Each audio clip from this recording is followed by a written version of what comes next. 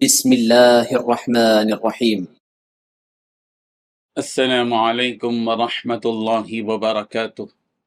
الحمد لله حمدا كثيرا طيبا مباركا فيه، والصلاة والسلام على سيد المرسلين محمد وآله وصحبه أجمعين، أما بعد. حاضرین و ناظرین، یہ درس نمبر 1991 اور آج سورۃ الحجرات کی صرف ایک آیت کی تلاوت کی جائے گی، آیت نمبر 14۔ چلیے سب سے پہلے ہم اس ایک آیت کی تلاوت کرتے ہیں، لفظی ترجمے اور ترجمے کے بعد تشریح کرتے ہیں۔ اعوذ باللہ من الشیطان الرجیم، بسم اللہ الرحمن الرحیم۔ قالت الاعراب آمنا قل لم تؤمنوا ولكن قولوا اسلمنا ولما يدخل الإيمان في قلوبكم وَإِن تُطِيعُوا اللَّهَ وَرَسُولَهُ لَا يَلِتْكُم مِّنْ أَعْمَالِكُمْ شَيْئًا إِنَّ اللَّهَ غَفُورٌ رَّحِيمٌ۔ صدق اللہ العظیم۔ لفظی ترجمہ یوں ہے، قالت الاعراب، دیہاتیوں نے کہا، آمنا، ہم ایمان لائے۔ قل، آپ کہہ دیجئے، لم تؤمنوا، تم ایمان نہیں لائے، ولیکن، لیکن، قولو، تم کہو، اسلمنا، ہم اسلام لائے، ولما، اور ابھی تک، یدخل الایمان، داخل نہیں ہوا، ولما یدخل الایمان، اور ابھی تک داخل نہ ہوا ایمان، فی قلوبکم، تمہارے دلوں میں، وَإِن تُطِيعُوا، اور اگر تم اطاعت کرو، اللہ و رسولہ، اللہ اور اس کے رسول کی، لا یلدکم، وہ کم نہیں کرے گا، من اعمالکم، تمہارے اعمال میں سے، شیئن، کچھ بھی، ان اللہ، بے شک اللہ، غفور، بہت بخشنے والا، رحیم، نہایت رحم کرنے والا ہے۔ ترجمہ یوں ہے، یہ دیہاتی کہتے ہیں کہ ہم ایمان لے آئے ہیں، ان سے کہو کہ تم ایمان تو نہیں لائے، البتہ یہ کہو کہ ہم نے ہتھیار ڈال دیے ہیں، اور ایمان بھی تمہارے دلوں میں داخل نہیں ہوا، اور ایمان ابھی تمہارے دلوں میں داخل نہیں ہوا، اور اگر تم واقعی اللہ اور اس کے رسول کی اطاعت کرو گے تو اللہ تمہارے اعمال کے ثواب میں ذرہ برابر بھی کمی نہیں کرے گا، یقینا اللہ بہت بخشنے والا، بہت مہربان ہے۔ اس آیت میں 5 باتیں بیان کی گئی ہیں۔ پہلی بات، یہ دیہاتی کہتے ہیں کہ ہم ایمان لے آئے ہیں۔ دوسری بات، ان سے کہو کہ تم ایمان تو نہیں لائے، البتہ یہ کہو کہ ہم نے ہتھیار ڈال دیے ہیں۔ تیسری بات، ایمان ابھی تمہارے دلوں میں داخل نہیں ہوا۔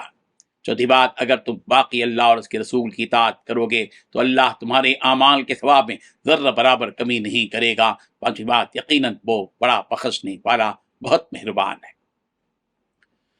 بزرگان محترم، پچھلی آیت میں بیان کیا گیا کہ کسی انسان کو دوسرے انسان پر حسب و نسب، رنگ و نسل، حسن و جمال، علاقہ اور زبان وغیرہ کی بنیاد پر کوئی فضیلت نہیں ہے۔ ہاں، اگر کسی کو فضیلت حاصل ہوتی ہے تو وہ تقوی کی بنیاد پر حاصل ہوتی ہے۔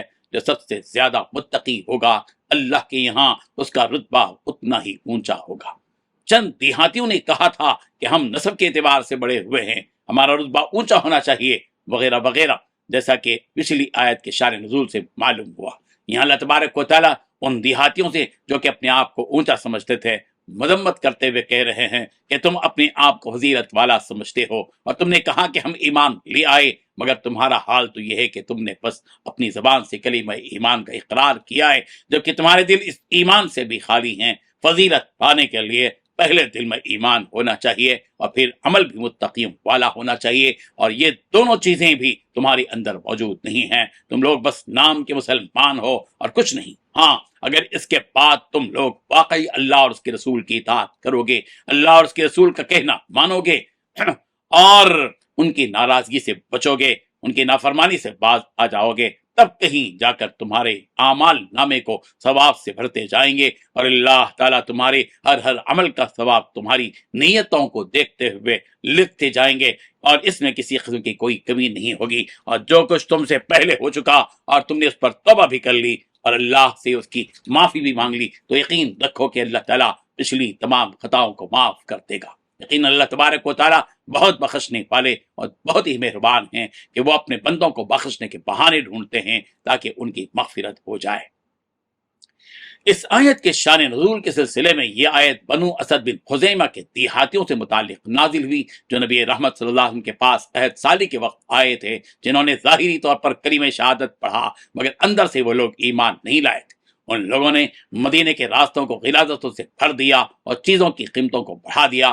وہ نبی رحمت صلی اللہ علیہ وسلم سے کہا کرتے تھے کہ ہم آپ کے پاس ساز و سامان اہل عیال کے ساتھ آئے ہوئے ہیں، ہم آپ سے جنگ نہیں کرتے جیسے فلاں نے کی، لہذا آپ ہمیں صدقے کا مال دیجیے۔ اس طرح وہ لوگ نبی رحمت صلی اللہ علیہ وسلم پر احسان جتانے لگے، جس پر یہ آیت نازل ہوئی، قالت الاعراب آمنا قل لم تؤمنوا ولكن قولوا اسلمنا ولما يدخل الايمان في قلوبكم وان تطيعوا الله ورسوله لا يلدكم من اعمالكم شيئا ان الله غفور رحيم۔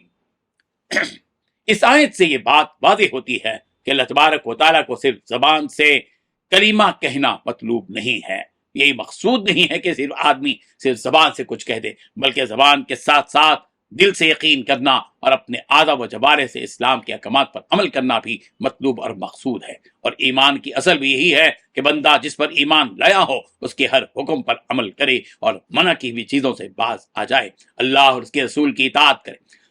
سعد بن وقاص رضی اللہ عنہ سے مروی ہے کہ رسول اللہ صلی اللہ علیہ وسلم نے چند لوگوں کو کچھ عطا فرمایا، جبکہ حضرت سعد وہیں بیٹھے ہوئے تھے، اور آپ علیہ الصلوۃ والتسلیم نے ان میں سے ایک آدمی کو نہیں دیا جو کہ مجھے بہت پسند تھا، مجھ سے رہا نہیں گیا، اور میں نے آپ علیہ الصلوۃ والتسلیم سے پوچھ لیا کہ یا رسول اللہ فلاں شخص نے کیا کیا؟ اللہ کی قسم میں تو اسے مومن سمجھتا ہوں۔ آپ علیہ الصلوۃ والتسلیم نے فرمایا مومن یا مسلمان؟ حضرت سعد کہتے ہیں کہ میں پھر تھوڑی دیر خاموش رہا، لیکن مجھے اس بات نے پھر سے بولنے پر مجبور کیا جو میں اس کے بارے میں جانتا تھا۔ میں پھر سے وہی سوال کیا، اور یہ سوال میں نے 3 مرتبہ کیا، اور ہر مرتبہ اللہ کے نبی نے وہی سوال کیا۔ پھر آپ علیہ الصلوۃ والتسلیم نے آخر میں فرمایا اے سعد، میں کسی ایک آدمی کو دیتا ہوں جبکہ اس کے علاوہ شخص مجھے پسند ہے، مگر دیا اس مقصد سے ہے کہ کہیں وہ مال نہ ملنے پر اسلام سے پھر نہ جائے، جس کی وجہ سے اللہ اسے جہنم میں نہ ڈال دے۔ مطلب یہ ہے کہ بعض لوگ مسلمان تو ہوتے ہیں مگر ایمان ان کے دلوں تک نہیں پہنچتا، جس کی وجہ سے ایسے لوگوں کا اسلام سے پھر جانا غیر ممکن ہے۔ اس لیے کہ ایسے لوگ جہاں اپنا فائدہ دیکھتے ہیں وہیں چلے جاتے ہیں۔ ایسے لوگوں کو مسلمان تو کہا جا سکتا ہے، اس لیے کہ انہوں نے زبان سے کلمہ کہا ہے، لیکن انہیں مومن نہیں کہا جا سکتا، اس لیے کہ ایمان کا تعلق دل سے ہوتا ہے اور احکامات پر عمل کرنے سے ہوتا ہے۔ حضرت انس رضی اللہ عنہ نے فرمایا کہ نبی کریم صلی اللہ علیہ وسلم کہا کرتے تھے کہ اسلام علانیہ ہے اور ایمان دل میں۔ پھر آپ علیہ الصلوۃ والتسلیم 3 مرتبہ اپنے سینے کی طرف اشارہ کرتے اور فرماتے تقوی یہاں ہے، تقوی یہاں ہے۔ اللہ تبارک و تعالی ہم سب کو اپنے دلوں میں تقوی پیدا کرنے کی توفیق عطا فرمائے اور حقیقی معنی میں مومن بنا دے۔ وآخر دعوانا ان الحمد للہ رب العالمین۔